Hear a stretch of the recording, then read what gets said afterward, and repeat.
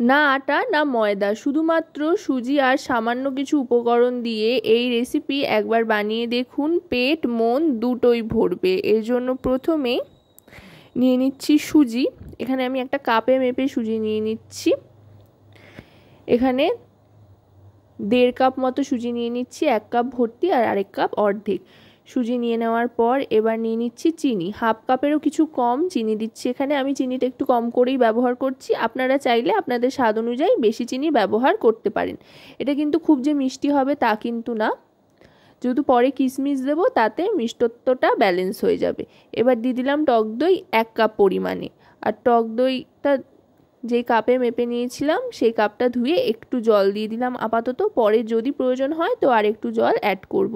এবার সুজি, চিনি আর টক দই এই তিনটেকে ভালো করে মিশিয়ে নিতে হবে। এটা কিন্তু বেশ হেলদি একটা টিফিন রেসিপি, আপনারা যে কোনো সময় বানিয়ে নিতে পারেন, বাচ্চাদেরকে টিফিনেও দিতে পারেন, বাচ্চারা দেখেও খুশি হবে আর পেটও ভরবে। আর বেশ স্বাস্থ্যকরও বলা যেতে পারে, কারণ কিনা খুব একটা বেশি কিন্তু তেল এতে ব্যবহার হবে না। এবার এটা ভালো করে মাখিয়ে নেওয়ার পর বা একসাথে মিশিয়ে নেওয়ার পর সবটা ঢাকা দিয়ে রাখবো, একটু রেস্টে রাখবো, মোটামুটি 5 থেকে 10 মিনিট মতো রেস্টে রাখলেই কিন্তু চলবে, খুব বেশিক্ষণ রেস্টে রাখতে হবে না। 5 থেকে 10 মিনিট বাদে ঢাকনাটা সরিয়ে নিলাম। এবার এটা আরও আরেকবার মিশিয়ে নেব একটা ছোট হাতা চামচের সাহায্যে। এবার দিয়ে দিচ্ছি খানিকটা ভাজা বাদাম কুচি, আপনারা আস্ত বাদামও দিতে পারেন চাইলে, আবার এভাবে কিন্তু বাদামটাকে কুচিয়ে বা একটু গ্রেট করে নিয়ে বা থেতো করেও দিয়ে দিতে পারেন, ক্রাশ করে। এবার এই বাদামটাও এর সাথে ভালো করে মিশিয়ে নিচ্ছি।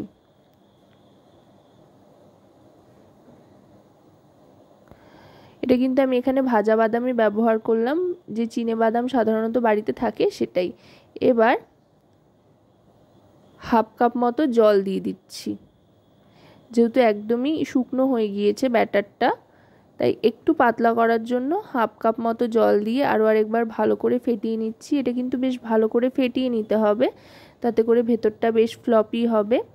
এবার দিয়ে দিচ্ছি 1 চামচ পরিমাণে খাওয়ার সোডা, 1 চামচ বলতে এখানে কিন্তু 1 টিস্পুন খাওয়ার সোডা ব্যবহার করলাম।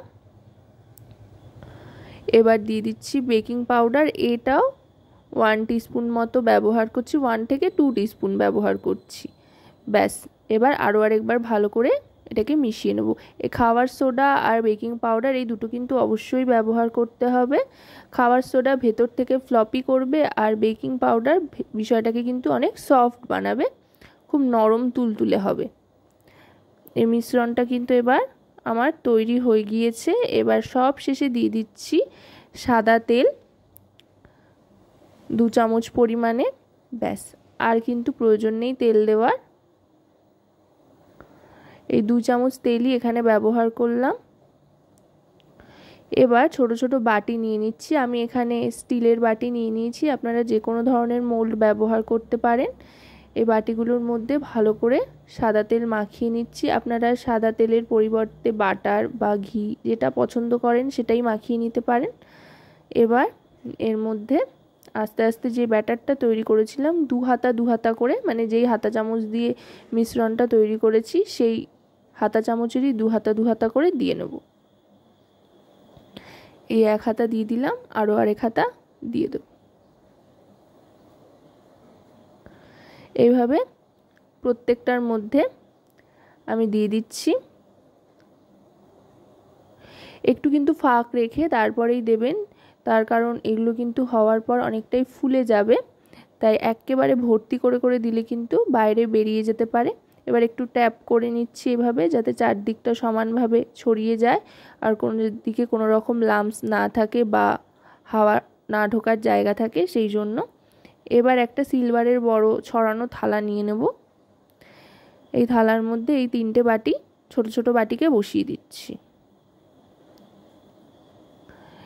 একসাথেই এই 3টেকে বসিয়ে দিয়ে এবার এগুলো ভাপাতে দেব, কড়াইতেই দেব। কড়াইতে জল দিয়ে তার উপরে একটা স্ট্যান্ড বসিয়ে নিতে হবে ঠিক এইভাবে। এবার এটা বসিয়ে দিচ্ছি ওপরে। এবার এটাকে ঢাকনা চাপা দিয়ে দেবো, আর গ্যাসের ফ্লেমটা কিন্তু মিডিয়াম টু হাইয়ের দিকে রাখতে হবে। প্রথম ক্ষেপে কিন্তু 10 মিনিট অপেক্ষা করতে হবে এটা এভাবে চাপা দিয়ে রাখার পর। 10 মিনিট বাদে ঢাকনাটা তুলে নিচ্ছি। দেখুন 10 মিনিটেই কতটা ফুলে গিয়েছে, তবে ওপরটা কিন্তু এখনও বেশ নরম রয়েছে। দেখুন কেমন একটা ভেজা ভেজা ভাব রয়েছে ওপরটায়। এই সময় ওপর থেকে খানিকটা কিশমিশ সুন্দর করে সাজিয়ে দিচ্ছি।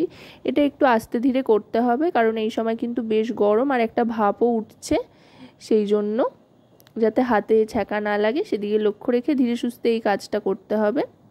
আমি এখানে কিশমিশ দিচ্ছি, আপনারা আপনাদের পছন্দ মতো যে কোনো ড্রাই ফ্রুটস দিয়ে কিন্তু সাজিয়ে নিতে পারেন ইচ্ছে মতো।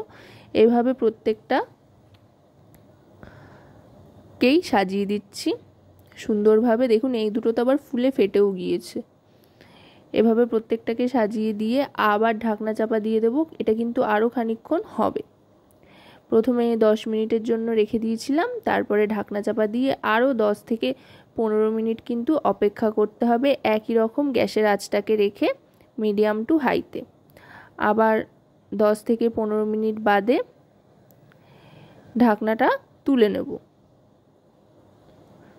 দেখুন এবার কিন্তু ওপরের অংশটা একেবারেই শুকিয়ে এসছে, আগের মতো আর ভেজা ভেজা ভাবটা নেই, তাহলে বুঝতে হবে এটা তৈরি হয়ে গিয়েছে।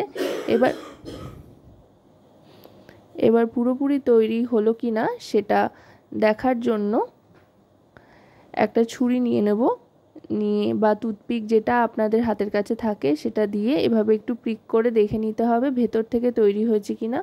যদি ওপর থেকে দেখেই বোঝা যাবে, যেটা বললাম ওপর থেকে শুকিয়ে আসলেই বুঝবেন যে ভেতর থেকেও তৈরি হয়ে গিয়েছে। এবার নাবিয়ে নিচ্ছি আস্তে করে। এটা কিন্তু এবার ভালো করে ঠান্ডা করে নিতে হবে, অন্তত পক্ষে হাতে সয় এমন ঠান্ডাটা তো করেই নিতে হবে। তারপরে এটাকে বার করার চেষ্টা করবেন, দেখবেন ইজিলি বেরিয়ে আসবে। আর গরম অবস্থায় বার করতে গেলে হাতেও ছ্যাঁকা খাবেন আর বার করতেও অসুবিধা হবে, তাই ঠান্ডা করে নিয়ে চট করে দেখবেন এইভাবে বেরিয়ে আসছে। তো আশা করব আজকের এই রেসিপিটা সুজির আপনাদের খুবই ভালো লাগবে। ভালো লাগলে অবশ্যই রান্নাবাটি চ্যানেলটিকে লাইক, শেয়ার, কমেন্টের মাধ্যমে আমাদের পাশে থাকবেন।